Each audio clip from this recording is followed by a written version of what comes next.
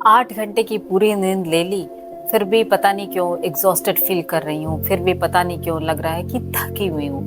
And just after 2 hours फिर ऐसे लग रहा है कि यार सोने को मिल जाता, सो जाती, नींद ले लेती। हुआ है कभी आपके साथ ऐसा? मैं बहुत सारे विमेन के साथ काम करती हूँ अपने कोचिंग में, and so many of my clients this say that I really feel exhausted. ऐसा भी नहीं कि बहुत काम कर लिया है, उससे पहले ही थकान होने लगती है।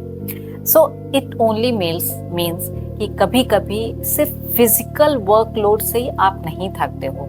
आपकी एनर्जी जो आपके बॉडी से रिलीज होती है वो कभी कभी इमोशनल ओवरलोड से भी होती है, right?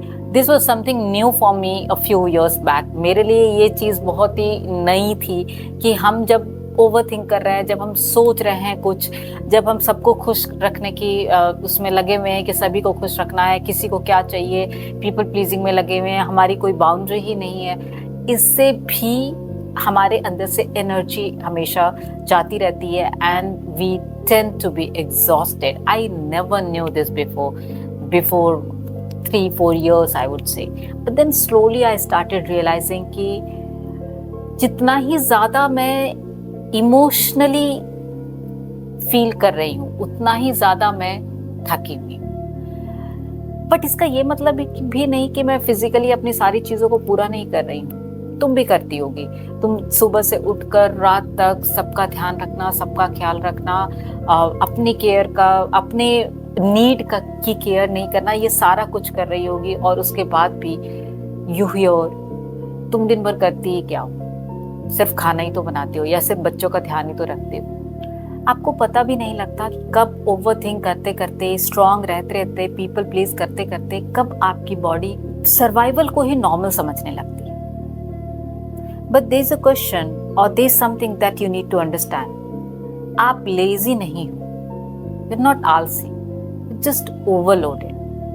So make a list, make 2 lists.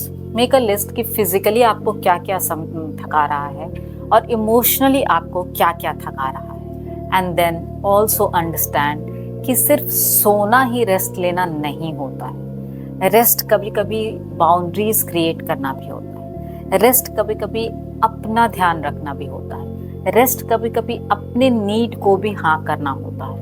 Rest कभी कभी हमेशा स्ट्रांग रहना नहीं होता है। रेस्ट कभी कभी सबको खुश रखना नहीं होता है। Always remember you are not a machine. आप मशीन नहीं हो और आपका वर्थ आपकी प्रोडक्टिविटी से डिसाइड नहीं होता। आप कितना काम कर रहे हो, आप किसी के लिए कितने अवेलेबल हो, आपका वर्थ इससे डिसाइड नहीं होता है। Always remember.